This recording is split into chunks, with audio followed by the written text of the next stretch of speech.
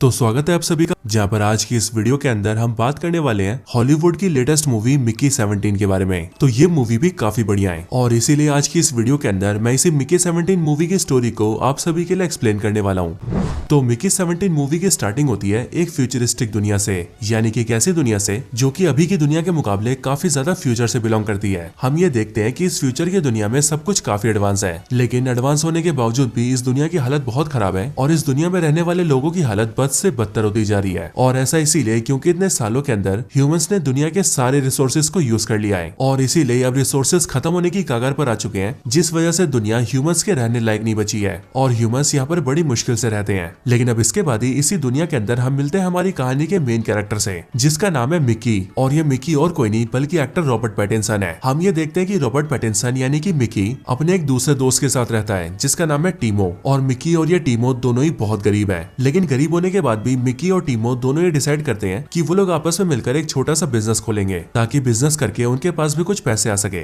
अब अपने इसी छोटे से बिजनेस को करने के लिए मिकी और टीमो दोनों मिलकर एक लोन शार्क से लोन लेते हैं। और ये लोन शार्क्स बेसिकली ऐसे लोग होते हैं जिनके खुद के पास बहुत ज्यादा पैसा होता है और इसलिए वो दूसरों को मोटे ब्याज पर पैसा देते हैं। हम ये देखते हैं कि लोन शार्क्स से पैसे लेने के बाद मिकी और टीमो दोनों मिलकर अपना जॉइंट वेंचर खोलते हैं, बट इनका ये जॉइंट वेंचर वाला बिजनेस फ्लॉप हो जाता है और ये लोन शार्क से लेवे सारे पैसे गवा देते हैं। और अब क्योंकि इनके पास पैसे नहीं होते इसीलिए ये लोन को वापस नहीं चुका पाते। और अब इसीलिए जब लोन शार्क को उसके पैसे नहीं मिलते तब वो इन दोनों को आकर कैप्चर करता है एंड इन दोनों से अपने पैसे निकलवाने की कोशिश करता है। लेकिन लोन शार्क को ये पता लगता है कि इन दोनों फटीचरों के पास कुछ भी नहीं है और इसीलिए लोन शार्क अपने पैसों को रिकवर करने के बदले में मिकी और टीमो दोनों को स्पेस में होने वाले एक एक्सपेरिमेंट का हिस्सा बना देता है। और ये लोन शार्क इन दोनों से ही कहता है कि अगर ये दोनों इस स्पेस एक्सपेरिमेंट का हिस्सा नहीं बनेंगे तो वो उन दोनों को जान से मार देगा। और इसीलिए दोस्तों हम ये देखते हैं कि मिकी और टीमो दोनों ही लोन शार्क के कहने पर स्पेस एक्सपेरिमेंट का हिस्सा बन जाते हैं। अब इसके आगे हमें स्पेस एक्सपेरिमेंट के बारे में पता लगता है कि आखिरकार ये है क्या। इसके लिए हम सबसे पहले एक्टर मार्क रफेलो से मिलते हैं, वही एक्टर जो कि एमसीयू के अंदर हल्क को प्ले करते हैं। लेकिन अगर बात करें इस मूवी की तो इस मूवी के अंदर उनके कैरेक्टर का नाम है केनेथ मार्शल। और ये केनेथ मार्शल नाम का आदमी एक बहुत ही फेमस, पावरफुल और बहुत ही पैसे वाला इंसान है और साथ ही ये 2 बार यूएसए में इलेक्शंस भी लड़ चुका है, लेकिन इलेक्शंस में दोनों बारी इसकी हार हुई है। लेकिन हम ये जानते हैं कि ये केनेथ मार्शल एक बहुत ही अमीर बिजनेसमैन है जिसकी एक बड़ी सी कंपनी भी है और अपनी इस कंपनी के अंदर ये ह्यूमन एक्सपेरिमेंट्स करवाता है ताकि उन एक्सपेरिमेंट्स के जरिए वो ह्यूमंस को एडवांस कर सके और ह्यूमंस के अंदर जो भी कमजोरी या कमियां हैं उन्हें ठीक करके ह्यूमंस को बेहतर बना सके। हम ये जानते हैं कि इस केनेथ मार्शल की कंपनी में एक काफी बड़ा साइंटिस्ट भी काम किया करता था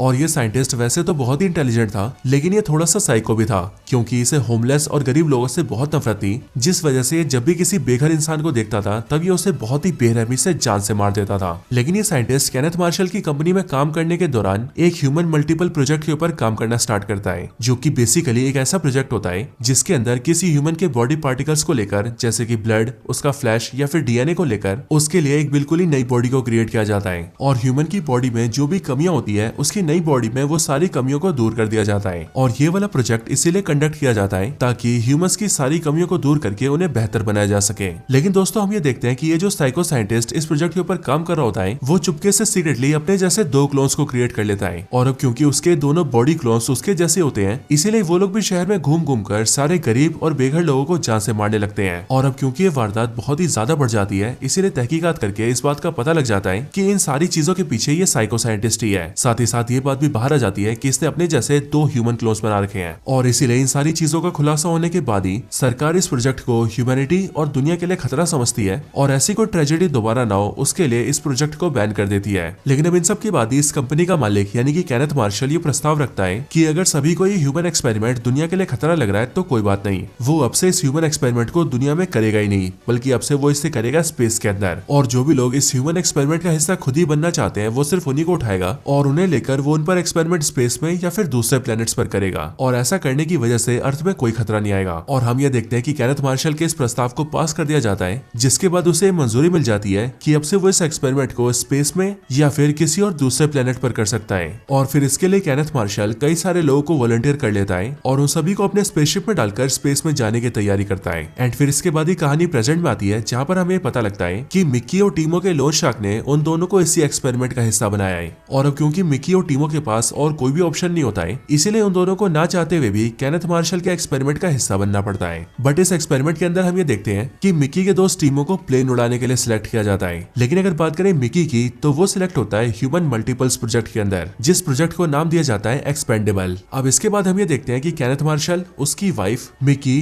टीमो और उनकी तरफ बहुत सारे वॉलंटियर्स मिलकर सबके सब स्पेसशिप में आते हैं और एक साथ स्पेस की ओर निकल जाते हैं। अब इनका स्पेसशिप स्पेस में आ जाता है और फिर स्पेस में आने के बाद ही केनेथ मार्शल अपनी वाइफ के साथ मिलकर सभी वॉलंटियर्स के सामने आता है और उन सबके सामने अपनी स्पीच देते हुए उन सबको बताता है कि अब उन सभी का स्पेसशिप स्पेस के अंदर है और अब यहाँ से वो लोग सीधा एक बर्फ से भरे हुए प्लेनेट की ओर जा रहे हैं, जिस प्लेनेट का नाम है नाइफलहाइम। और वो लोग स्पेस में जिस एक्सपेरिमेंट को पूरा करने आए हैं वो एक्सपेरिमेंट वो लोग नाइफलहाइम पहुंच कर ही करेंगे। साथ ही साथ वो लोग नाइफलहाइम पर यह भी एक्सपेरिमेंट करेंगे कि क्या वो प्लेनेट ह्यूमंस के रहने लायक है या फिर नहीं, और अगर वो ह्यूमंस के रहने लायक है तो फिर जल्दी से जल्दी ह्यूमंस को वहां पर बसा दिया जाएगा। लेकिन ये नाइफलहाइम नाम का जो प्लेनेट है वहां तक पहुंचने में उन सबकी स्पेसशिप को 4.5 साल लगेंगे और इसीलिए 4.5 सालों तक उन सभी को इस स्पेसशिप का हिस्सा बनकर रहना है। वैसे दोस्तों मैं आपको बता दूं कि स्पेस के अंदर जो भी प्लैनेट्स हैं उनकी दूरी बहुत ज्यादा है, स्पेशली अगर हम किसी ऐसे प्लेनेट की बात करें जिसका एनवायरमेंट अर्थ की तरह हो तो वहां तक पहुंचने में ह्यूमंस को आराम से 4-5 साल तो लग ही जाएंगे और इसीलिए उस हिसाब से यह 4.5 साल का टाइम बिल्कुल सही दिखाया गया है। अब दोस्तों स्पेसशिप के अंदर हम ये देखते हैं कि मिकी यहाँ पर अपनी तरह कई सारे वॉलंटियर से मिलता है, लेकिन उन सबके पीछे यहाँ पर एक लड़की भी होती है जिसका नाम होता है नाशा, और नाशा से मिलने के बाद ही मिकी और नाशा दोनों दोस्त बन जाते हैं। देन उन दोनों के बीच प्यार हो जाता है और फिर इसीलिए वो दोनों साथ में रहना स्टार्ट कर देते हैं। वो दोनों रहते साथ हैं, खाते साथ हैं और यहाँ तक कि सोते भी एक साथ हैं। बाकी अब क्योंकि मिकी ह्यूमन मल्टीपल्स एक्सपेरिमेंट का भी हिस्सा है, यानी कि वो एक एक्सपेंडेबल है, इसीलिए हम ये देखते हैं कि स्पेसशिप के अंदर ही मिकी का स्कैन होता है और उसकी बॉडी के पार्टिकल्स को लेकर उसकी बॉडी का प्रिंट तैयार किया जाता है, ताकि जब एक्सपेरिमेंट के दौरान मिकी की मौत हो जाए तब उसकी बॉडी का प्रिंट तैयार करके नए मिकी को जिंदा किया जाए। और ये चीज बिल्कुल वैसे ही है जैसे आप सभी ने मूवी के ट्रेलर के अंदर देखा है। एंड दोस्तों यहाँ पर एक्सपेरिमेंट के अंदर मिकी की जितनी बार भी मौत होगी और जितनी बार उसके नए बॉडी के प्रिंट्स को तैयार किया जाएगा उतनी बार ही वो वाला मिकी अपने पुराने वाले मिकी से एडवांस होगा, यानी कि बस यूं समझ लीजिए कि नया वाला मिकी पुराने वाले मिकी का अपग्रेडेड वर्जन होगा। और अब इसीलिए एक्सपेरिमेंट को स्टार्ट करने से पहले मिकी को नाम दिया जाता है मिकी 1। अब इसके बाद हम ये देखते हैं कि काफी समय बीत जाता है एंड सबके सब लोग सीधा नाइफलहाइम पहुंच जाते हैं, यानी कि उसी बर्फ से जमे हुए प्लेनेट के ऊपर जहां पर आकर मिकी के ऊपर एक्सपेरिमेंट किया जाएगा। यहाँ पर मिकी के ऊपर एक्सपेरिमेंट स्टार्ट होते हैं, जिसमें सबसे पहले मिकी को बिना किसी मास्क के स्पेसशिप के बाहर भेजा जाता है ताकि वो इस प्लेनेट के एनवायरमेंट में खुली तरह से सांस ले सके और इस बात को जान सके कि यहाँ का एनवायरमेंट ह्यूमंस के रहने लायक है या फिर नहीं। लेकिन दोस्तों जब यहाँ पर मिकी 1 को भेजा जाता है तब हम ये देखते हैं कि यहाँ इस प्लेनेट की हवा में कई सारे ऐसे वायरस और बैक्टीरिया हैं जो कि ह्यूमंस के लिए बहुत ही खतरनाक है और इसीलिए जब मिकी 1 यहाँ पर सांस लेता है तब उसकी बॉडी में कई सारे खतरनाक वायरस और बैक्टीरिया आ जाते हैं और इसीलिए एक्सपेरिमेंट में हम ये देखते हैं कि मिकी 1 की मौत हो जाती है। लेकिन मिकी 1 के मरने के बाद ही मिकी 2 को पैदा किया जाता है, जो कि न सिर्फ मिकी 1 से एडवांस होता है बल्कि उसके अंदर मिकी 1 से ज्यादा इम्यूनिटी भी होती है। लेकिन दोस्तों अनफॉर्चुनेटली मिकी 2 भी इन वायरस और बैक्टीरिया को नहीं झेल पाता, जिस वजह से उसकी भी मौत हो जाती है। एंड फिर मिकी 2 के मरने के बाद पैदा किया जाता है मिकी 3 को, लेकिन फिर इसके बाद ही उसकी भी मौत होती है, जिसके बाद आता है मिकी 4 और फिर जाकर मिकी 4 की भी मौत होती है, जिसके बाद आता है मिकी 5। और दोस्तों ये सिलसिला इसी तरह से चलता रहता है। लेकिन कई सारे मिकी के मरने के बाद हम ये देखते हैं कि अब नया वाला मिकी नाइफलहाइम के वायरस और बैक्टीरिया से पूरी तरह से इम्यून हो जाता है, यानी कि अब इस वाले मिकी को यहाँ पर सांस लेने में कोई तकलीफ नहीं है। लेकिन दोस्तों ये वाला जो मिकी होता है वो होता है मिकी 17, जिसका मतलब इस एक्सपेरिमेंट के अंदर मिकी 16 बार मर चुका है। लेकिन अब फाइनली 17वीं बॉडी के अंदर मिकी ने यहाँ पर रहने की इम्यूनिटी हासिल कर ली है। बट ऐसा होने के बाद ही हम ये देखते हैं कि मिकी 17 की बॉडी से उसके ब्लड सैंपल्स लिए जाते हैं और उन ब्लड सैंपल से ऐसे वैक्सीन को तैयार किया जाता है जिन्हें लेकर स्पेसशिप के सारे ह्यूमंस को भी मिकी की तरह वहां पर इम्यून कर दिया जाता है। और अब इसीलिए इस स्पेसशिप का हर एक इंसान इस नाइफलहाइम प्लेनेट के अंदर सांस ले सकता है। और अब जब फाइनली ह्यूमंस नाइफलहाइम में सर्वाइव कर सकते हैं, इसीलिए हम ये देखते हैं कि मिकी 17 और उसके साथ 3 और लोगों की टीम बनाकर उन्हें नाइफलहाइम प्लेनेट में रिसर्च के लिए भेजा जाता है। जिसके बाद मिकी और उसके तीनों साथी पास की गुफा में जाते हैं और वहां पहुंचकर प्लेनेट के बारे में रिसर्च करने लगते हैं। लेकिन उसी गुफा के अंदर वो लोग ये देखते हैं कि वहां पर काफी बड़े बड़े साइज के कीड़े हैं और इसीलिए उन सभी बड़े बड़े कीड़ों को देखकर उन चारों को डर लग जाता है, जिस वजह से वो लोग वहां से भागने लगते हैं। लेकिन भागा दौड़ी के दौरान हम ये देखते हैं कि उन चारों की टीम में से एक लड़की के ऊपर बर्फ और मलबा गिर जाता है, जिस वजह से उस लड़की की वहीं पर मौत हो जाती है और उस गुफा के वो बड़े बड़े कीड़े उस लड़की को खाने लगते हैं। लेकिन ग्रुप के बाकी 3 बंदे जल्दी से भाग जाते हैं और स्पेसशिप तक पहुंच जाते हैं। अब इसके बाद स्पेसशिप के अंदर जो भी साइंटिस्ट होते हैं वो इन सारी बातों को जानने के बाद ही उन सभी बड़े बड़े कीड़ों पर रिसर्च करने लगते हैं, जिसके बाद ही उन्हें समझ में आता है कि वो जो बड़े बड़े कीड़े हैं उन्हें ह्यूमंस का मांस खाना बहुत पसंद है और इसीलिए अगर वो बड़े बड़े कीड़े किसी भी ह्यूमन के पास आए तो फिर वो उस ह्यूमन को चबा चबा कर खा जाएंगे। हालांकि इधर जैसी ये बात केनेथ मार्शल को पता लगती है वैसी वो बहुत ज्यादा गुस्सा हो जाता है और उसे यहाँ पर सबसे ज्यादा गुस्सा मिकी 17 पर आता है, क्योंकि मिकी अपनी टीम की उस लड़की को बचाने में फेल हो गया था। और यहाँ पर केनेथ मार्शल को गुस्सा इसीलिए आता है क्योंकि वो यहाँ स्पेसशिप के अंदर जितने जितने भी वॉलंटियर्स को लाया है वो सब उसके लिए बलि के बकरे हैं, और इसीलिए वो ये चाहता है कि उसके सारे वॉलंटियर सही सलामत रहे ताकि वो उन्हें एक्सपेरिमेंट्स में जैसे चाहे वैसे यूज कर सके। लेकिन अब इसके बाद ही केनेथ मार्शल मिकी 17 को उस गुफा में फिर से भेजता है और वो मिकी 17 से कहता है कि वो गुफा के अंदर से उन सब कीड़ों में से एक कीड़े को उसके पास लेकर आए ताकि वो उस कीड़े पर एक्सपेरिमेंट कर सके। और वो गुफा के अंदर मिकी को इसलिए भेजता है क्योंकि उसे पता होता है कि अगर मिकी मारा गया तो वो लोग उसका क्लोन फिर से बना लेंगे। अब दोस्तों इसके बाद ही हम ये देखते हैं कि मिकी फिर से उस गुफा के अंदर जाता है, लेकिन वहाँ पर मिकी का पैर फिसल जाता है और वो गुफा के काफी अंदर चला जाता है। और वहाँ पहुंचने के बाद ही वो देखता है कि वहाँ पर बहुत सारे बड़े बड़े कीड़े हैं और उन सभी बड़े बड़े कीड़ों में एक कीड़ा ऐसा भी है जिसका साइज बहुत ज्यादा बड़ा है। एंड ये बड़े वाला कीड़ा इन सभी कीड़ों में सबसे बड़ा है। और अब ये बड़ा वाला कीड़ा धीरे धीरे करके मिकी 17 के पास आता है और उसके पैरों को जकड़ लेता है, और साथ ही साथ उसके अगल बगल में बहुत सारे छोटे छोटे कीड़े भी आ जाते हैं। इसलिए उन सबको देखकर मिकी को ऐसा लगता है कि अब वो सब मिलकर उसे खा जाएंगे। और वो अजीब चीज ये होती है कि कोई भी कीड़ा मिकी को खाता ही नहीं है, बल्कि खाने की बजाय वो सबके सब कीड़े मिकी को धक्का मारना शुरू करते हैं और उसे अपनी बॉडी के सहारे धीरे धीरे करके गुफा के बाहर लेकर आते हैं। और फिर कुछ टाइम बाद ही वो लोग मिकी को गुफा के बाहर सतह पर ले आते हैं और मिकी को वहाँ छोड़कर वापस चले जाते हैं। अब मिकी को ये देखकर ये समझ में नहीं आता है कि आखिरकार उन कीड़ों ने उसे खाया क्यों नहीं, और खाया नहीं ये बात तो चलो समझ में आती है, लेकिन ये बात बिल्कुल समझ में नहीं आती कि उन कीड़ों ने मिकी को गुफा के बाहर क्यों पहुंचा दिया। मानो देखने में ऐसा लग रहा था कि वो सभी कीड़े मिकी की मदद कर रहे थे, लेकिन बाहर आने के बाद मिकी को बहुत ज्यादा ठंड लग रही थी और इसीलिए मिकी धीरे धीरे करके किसी तरह से जल्दी से स्पेसशिप के अंदर आ जाता है। इधर स्पेसशिप के अंदर साइंटिस्टों को ऐसा लगता है कि शायद से मिकी 17 मर चुका है, क्योंकि उन सभी ने नोटिस किया होता है कि मिकी 17 गुफा के अंदर सभी कीड़ों के सामने गिरा होता है, और इसीलिए सबको ऐसा लगता है कि शायद से सभी कीड़ों ने मिकी 17 को खा लिया है। एंड अब इसीलिए वो लोग मिकी 17 के आगे मिकी 18 को प्रिंट कर देते हैं। और इसीलिए जब मिकी 17 अपने रूम में पहुंचता है तब वही देखता है कि वहाँ पर उसका दूसरा प्रिंट है, जो कि एज ऑफ कोर्स मिकी 18 ही होता है। मिकी 18 को देखकर मिकी 17 उससे कहता है कि मैं अभी तक जिंदा हूँ और इसीलिए मैं इस बात की जाकर रिपोर्ट कर दूंगा कि तुम्हें यानी कि मिकी 18 को जल्दी से खत्म कर दिया जाए। बट इस बात को सुनकर मिकी 18 17 को रोक देता है और वो 17 से कहता है कि वो ऐसा बिल्कुल भी ना करे, क्योंकि असल में वो अभी कुछ घंटों से ही जिंदा हुआ है और जब से वो जिंदा हुआ है तब से उसे बहुत अच्छा लग रहा है और इसीलिए वो मरना नहीं चाहता बल्कि जीना चाहता है। लेकिन उसकी बात सुनकर मिकी 17 उससे कहता है कि मैं ऐसा नहीं कर सकता, मुझे रिपोर्ट करके तुम्हें खत्म करवाना ही होगा। और ऐसा इसीलिए क्योंकि मैं मरकर जितनी बार भी रीप्रिंट हुआ हूँ उतनी बार मुझे ऐसा लगा है कि मैं फिर से जिंदा हुआ हूँ, लेकिन इस बार तुम्हें देखकर यानी कि नंबर 18 को देखकर मुझे ऐसा लग रहा है कि इस टाइम पर मेरा पुनर्जन्म नहीं हुआ है बल्कि तुम कोई और ही हो।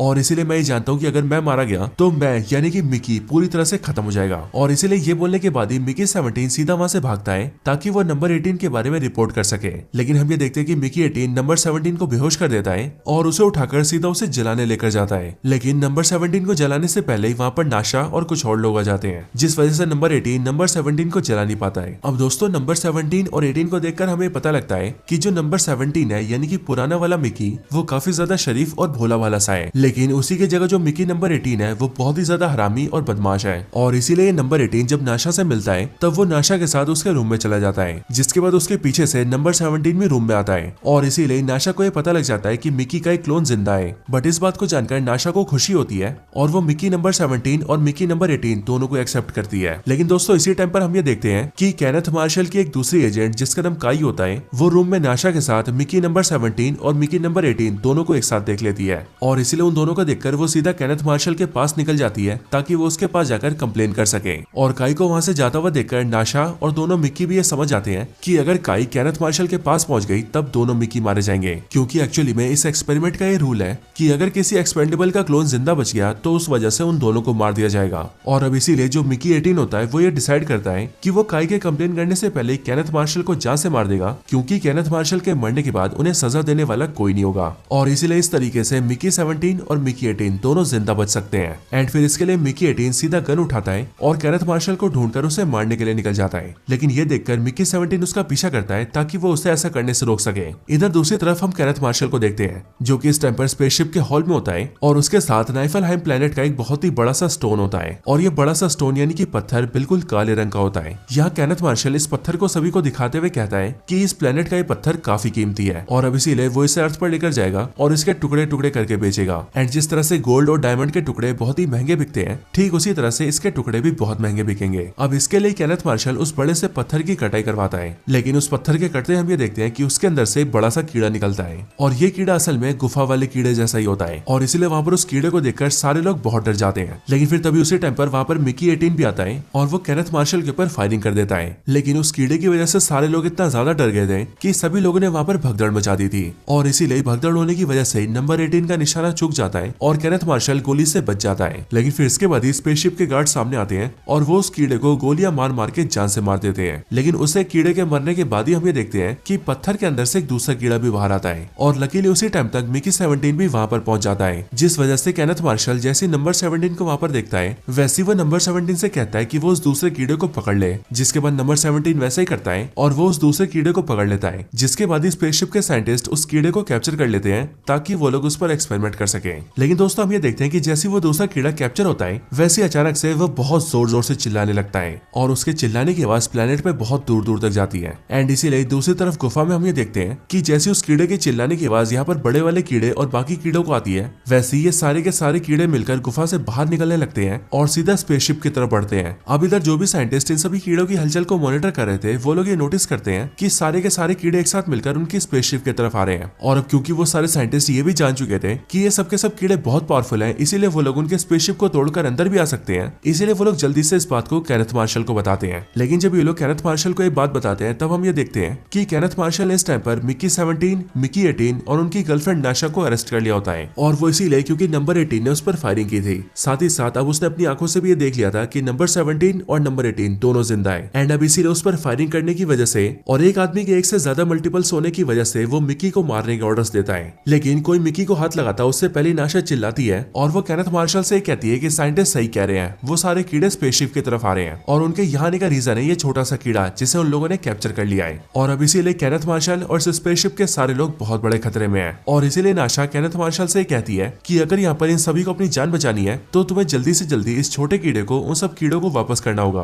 क्योंकि ऐसा ना करने पर वो सब के सब स्पेसशिप के अंदर घुस के उन सबको मार देंगे। लेकिन दोस्तों हम ये देखते हैं कि केनेथ मार्शल नाशा की बात नहीं मानता है एंड वो ये डिसाइड करता है कि वो मिक्की के दोनों क्लोज को बाहर भेजेगा उन कीड़ों के पास, क्योंकि उसे पता था कि उन कीड़ों ने मिक्की को कुछ नहीं किया था और इसीलिए केनेथ मार्शल मिक्की के दोनों क्लोज से ही कहता है कि अगर मैंने कीड़ों के पास दूसरे ह्यूमंस को भेजा तो वो मारे जाएंगे, लेकिन उन कीड़ों ने तुम्हें कुछ भी नहीं किया था और इसीलिए तुम उन कीड़ों के पास जाओ और उन सभी को मेरे स्पेसशिप के ज्यादा से ज्यादा करीब लेकर आओ। और ऐसा इसीलिए क्योंकि मैंने अपने स्पेसशिप के अंदर एक ऐसी पावरफुल जहरीली गैस को डेवलप किया हुआ है जो कि मैं एक ही बार में इन सब कीड़ों के ऊपर छोड़ दूंगा, जिसके बाद उस गैस की वजह से ये सारे के सारे कीड़े मारे जाएंगे। लेकिन गैस की रेंज में लाने के लिए इन सब कीड़ों को स्पेसशिप के करीब लाना होगा और इसीलिए केनेथ मार्शल मिक्की के दोनों क्लोज को बाहर भेजता है। लेकिन मिक्की के दोनों क्लोज के बाहर जाने से पहले हम ये देखते हैं कि स्पेसशिप के सारे साइंटिस्टों में से एक जवान सी लड़की साइंटिस्ट सामने आती है और वो एक ट्रांसलेटर डिवाइस मिक्की 17 के हाथ में देती है और वो ट्रांसलेटर डिवाइस देते हुए वो मिक्की से कहती है कि हम सभी साइंटिस्टों ने इस डिवाइस को इन कीड़ों पर स्टडी करके डेवलप किया है और इसीलिए डिवाइस पूरी तरह से तैयार तो नहीं है, लेकिन मुझे उम्मीद है कि तुम इस डिवाइस के जरिए उन कीड़ों से बात कर पाओगे। अब मिक्की 17 इस ट्रांसलेटर डिवाइस को लेकर मिक्की 18 के साथ सीधा उन कीड़ों के पास जाता है और उन कीड़ों के पास जाकर वो सीधा उन कीड़ों के हेड से मिलता है एंड उसके पास जाकर वो अपने डिवाइस का यूज करके उससे बात करने की कोशिश करता है और यहाँ पर मिक्की ये देखता है कि उसका ये डिवाइस काम कर रहा है, क्योंकि जो भी वो बोल रहा है वो कीड़े को समझ में आ रही है एंड कीड़ा जो भी बातें बोल रहा है वो इंग्लिश पर ट्रांसलेट होकर मिक्की को समझ में आ रही है। मिक्की उस बड़े से कीड़े से पूछता है कि आखिरकार वो इन सारे कीड़ों को लेकर स्पेसशिप की तरफ क्यों आ रहा है, जो सुनकर वो बड़ा सा कीड़ा जो कि सारे कीड़ों का बॉस होता है वो मिक्की से कहता है कि मेरे तो कीड़े बच्चे गलती से तुम्हारे स्पेसशिप में आ गए थे, लेकिन तुमने क्या किया, तुमने उनमें से एक को जान से मार दिया और एक को अभी भी बंदी बनाकर रखा है और अब इसीलिए हम सब के सब उनका बदला लेने के लिए तुम सबको मारने जा रहे हैं। लेकिन अब उसकी बात सुनकर मिक्की उस बड़े कीड़े से कहता है कि असल में जब मैं तुम्हारी गुफा में आता तब तुमने मुझे मारा नहीं बल्कि तुमने मेरी जान बचाई, तो क्या मैं जान सकता हूँ कि आखिरकार तुमने ऐसा क्यों किया था। लेकिन दोस्तों हम ये देखते हैं कि मिक्की के इस सवाल का जवाब ये बड़ा वाला कीड़ा नहीं देता है और वह सिंपली मिक्की से कहता है कि हमने ऐसा क्यों किया ये एक सीक्रेट है जो मैं तुम्हें नहीं बताऊंगा। लेकिन फिर इस बात से हटकर मिक्की 17 उस कीड़े से कहता है कि मैं अभी इस लड़ाई को रोकना चाहता हूँ और इसलिए तुम मुझे बताओ कि इस लड़ाई को कैसे रोका जाए। ये सुनकर वो बड़ा कीड़ा कहता है कि मेरे एक बच्चे को तुम लोगों ने जान से मार दिया है और दूसरे को बंदी बना के रखा है और इसीलिए अगर तुम इस लड़ाई को रोकना चाहते हो तो जिस बच्चे को तुमने बंदी बनाया तुम उसे वापस कर दो और जिस एक को तुमने जान से मारा है उसके बदले में तुम अपने एक इंसान को मरवाओ, यानी कि जैसे मेरा कीड़ा मरा है वैसे ही जब तुम्हारा एक इंसान मरेगा तब मेरा बदला बराबर होगा और अगर ऐसा होता है तब हम लोग वापस लौट जाएंगे। अब दोस्तों इसी टाइम पर स्पेसशिप में हम ये देखते हैं कि केनेथ मार्शल मिक्की के दोनों क्लोन्स से काफी गुस्सा हो जाता है, क्योंकि उसने मिक्की के दोनों क्लोन्स को सारे कीड़ों को पास लाने के लिए भेजा था, लेकिन दोनों मिक्की वहाँ पर बातचीत करने के लिए रुक गए हैं और इसीलिए ये देखकर उसे बहुत गुस्सा आता है एंड इसीलिए वो ये डिसाइड करता है कि अब वो खुद ही उस बड़े कीड़े के पास जाएगा एंड खुद उससे बात करेगा और उस कीड़े के पास जाकर वो उन सबको वापस जाने के लिए बोलेगा और अगर वो सारे कीड़े उसकी बात नहीं मानेंगे तो फिर वो सारे कीड़ों पे हमला करके उन सबको मार देगा। एंड फिर दोस्तों ये प्लान करके केनेथ मार्शल अपनी एक गाड़ी लेकर सीधा मिकी और उस बड़े कीड़ों के पास आने लगता है। बाकी इतने में हम नाशा को देखते हैं जो कि स्पेसशिप के अंदर केनेथ मार्शल की बीवी से उस छोटे से कीड़े को छीन लेती है और उसे लेकर जल्दी से स्पेसशिप के बाहर आकर सीधा मिकी के पास जाती है ताकि वो इस कीड़े के बच्चे को उस बड़े कीड़े को सौंप सके। इसके बाद नाशा भागते भागते मिक्की के पास पहुंच जाती है, जिसके बाद वो लोग छोटे कीड़े को बड़े कीड़े को सौंप देते हैं और अब इसीलिए उस बड़े कीड़े के बदले के हिसाब से उसे उसका छोटा कीड़ा तो वापस मिल चुका है, बस अब उसे चाहिए एक इंसान का बलिदान जो मिलने के बाद ही वो लोग वापस लौट जाएंगे। हालांकि फॉर्चुनेटली उसी टाइम पर केनेथ मार्शल उनके पास पहुंच जाता है और इसीलिए जो मिकी 18 होता है वो ये देखता है कि केनेथ मार्शल उनके काफी करीब है। और अब क्योंकि केनेथ मार्शल एक बहुत ही कमीना इंसान है, इसलिए मिकी 18 ये डिसाइड करता है कि उस बड़े कीड़े को जो इंसान का बलिदान चाहिए वो उस बलिदान के रूप में केनेथ मार्शल को ही मार देगा, जिसके बाद बड़े कीड़े का बदला पूरा होगा और वो सबके सब लौट जाएंगे। और फिर ऐसा सोचकर मिकी 18 सीधा केनेथ मार्शल के पास जाता है एंड उसे फाइट करने लगता है। अब दोस्तों जो केनेथ मार्शल था उसने मिकी 17 और मिकी 18 दोनों की बॉडीज पर बॉम्ब लगा रखे थे और उन दोनों की बॉडी का जो बम था वो उसके हाथ में फिट था। एंड इसीलिए जो मिकी 18 होता है वो केनेथ मार्शल से फाइट करके उसके हाथ में लगे नंबर 18 वाले बॉम्ब को ब्लास्ट कर देता है, जिससे कि मिकी 18 तो ब्लास्ट होता ही है बट उसके साथ साथ केनेथ मार्शल भी ब्लास्ट हो जाता है और वो मर जाता है। जिसके बाद ऐसा होने के साथ ही कीड़ों का बदला पूरा होता है और वो सबके सब वापस लौट जाते हैं। और फिर दोस्तों इस तरह से मिकी 17, मिकी 18 और नाशा तीनों मिलकर सारे इंसानों को बचा लेते हैं। और अब क्योंकि केनेथ मार्शल भी मर चुका था, इसीलिए हम ये देखते हैं कि मिकी 17 और नाशा दोनों मिलकर इस पूरे ह्यूमन मल्टीपल्स एक्सपेरिमेंट को रद्द कर देते हैं और स्पेसशिप के सभी लोगों को लेकर अर्थ पर वापस आ जाते हैं, जिसके बाद सबके सब लोग नॉर्मल लाइफ जीने लगते हैं। एंड फिर दोस्तों इसके साथ ये पूरी मूवी खत्म हो जाती है। सो दोस्तों ये थी वीडियो मिकी 17 मूवी की स्टोरी के ऊपर। बाकी आपको वीडियो पसंद आई हो तो वीडियो को लाइक करना, चैनल को सब्सक्राइब नहीं करा तो जल्दी से चैनल को सब्सक्राइब कर लेना और इस वीडियो को ज्यादा से ज्यादा शेयर भी करना। तो बस आज की इस वीडियो में इतना ही, इस वीडियो को यहीं पर एंड करते हैं। मैं मिलता हूँ आपसे ऐसी किसी और बेहतरीन वीडियो में, तब तक के लिए गुड बाय।